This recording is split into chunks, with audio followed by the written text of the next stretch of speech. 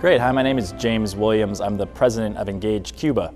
Engage Cuba is a bipartisan coalition of private sector companies, farmers, and Americans who are interested in a new relationship with Cuba. We are here to advocate for a lifting of the travel ban and the trade embargo. So today we are in Kansas to launch the Engage Cuba Kansas State Council. It's composed of leaders from across the state, led with our co-sponsor Kansas Wheat Commission, as well as the soybean industry, livestock, corn, the manufacturing community, the telecommunications and energy and community, as well as education and other leaders across the state who think after 55 years of a policy that hasn't worked, it's time for a change. We think that this is not just an opportunity for Cuba, not just an opportunity for Kansas, but an opportunity for both of us. Cuba imports $2 billion worth of agriculture every year, $2 billion. And the U.S. is now currently allowed to sell agricultural products to Cuba, but it can't do so competitively. We still are not able to access private credit to be able to make those sales. So even though we're 90 miles away, we sell all the things that Cuba buys.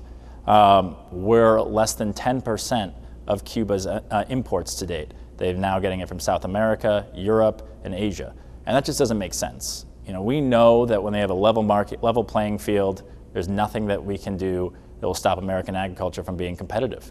But we just need Congress to get out of the way, allow Americans to travel, which will increase agricultural exports. Cuba is the only country in the world, think about it, the only country in the world with a tourist travel ban. You can go to North Korea, but you can't go to Cuba, according to our Congress. And the Congress needs to change its policy to allow American farmers to compete. There's a simple bill that just allows for private financing of agricultural sales to Cuba. No U.S. government taxpayer benefit, no taxpayer hook. This is simply a private financial risk if the companies are willing to take it on. I think everyone in Kansas can agree that that's pretty commonsensical. And more importantly and more broadly for the long term, we need to fully lift the embargo. If we're going to have a policy with Cuba where we expect a full and robust trade relationship to the benefit of all of us, we expect over $5 billion a year as the annual economic impact if Congress were to lift the embargo. That means real money in real people's pockets here in Kansas. People, not just money, but jobs, all the ancillary services that come along with that type of trade. And I think Kansas knows that when nations trade together, they are both stronger for it. And so we're here today. This is our 14th state council. We're thrilled to have the leadership from across this state supporting this. And I'd also like to particularly thank Senator Moran and Senator Roberts, who have been longtime champions on this issue, Congressman Yoder for his support.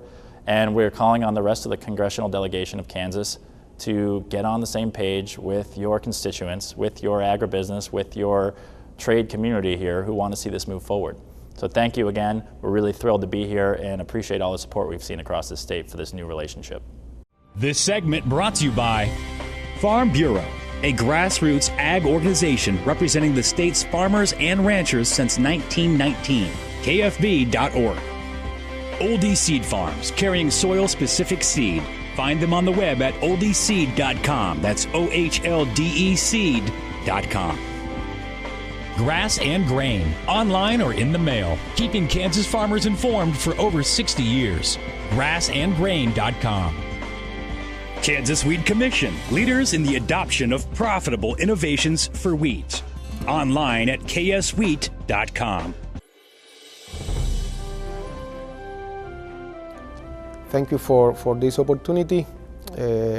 We are here as part of an invitation from the Kansas Wheat Association, Kansas Wheat Commission, to come with a Cuban team to know about the experience of this state regarding the production and the different process of the wheat here. This is a unique opportunity. It's part of the exchange that both countries could have in the agrobusiness sector, a process in which we can learn about the expertise and the knowledge, the know-how, and the state-of-the-art technology that you have here for the processing of the wheat. At the same time, it's an opportunity to expand the relationship in the agricultural activity, since, as you know, Cuba and United States, we are neighbors, and there are a lot of opportunity for having a more dynamic relationship. A relationship that I have to recognize the effort of the agrobusiness sector here in the United States, that since the 90s have been very active in the process of normalizing economic and trade relationship between the two countries. In particular, the agribusiness sector have demand and has been active in Congress on that regard. And in the year 2000, as you must be aware, some regulations were approved regarding the possibility for Cuba to buy food in this market, but the conditions that were imposed were onerous. So I think that we need to change this policy. There are not two-way trade between the two countries. We cannot sell in this market. There are not access to credit. There are no banking correspondent relationship to make payment easier. The agribusiness sector of the United States has been affected by this condition too, since they are not competing in the same condition with the rest of the world in order to get into the Cuban market. So we are reducing the purchases in this market because of the impossibility of having access to credit in order to have purchases of food in this market. There are a lot of effort here in the United States from the agribusiness sector.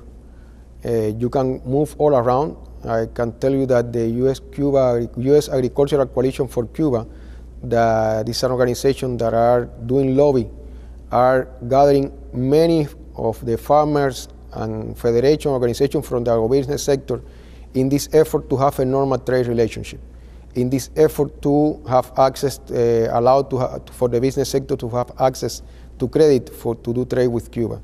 So I think that the next step are on the idea of trying to convince and to change in Congress this policy of restriction that is not helpful for the agribusiness sector here in United States, is creating a lot of difficulties and hardship to the Cuban people that is the one that is suffering from that.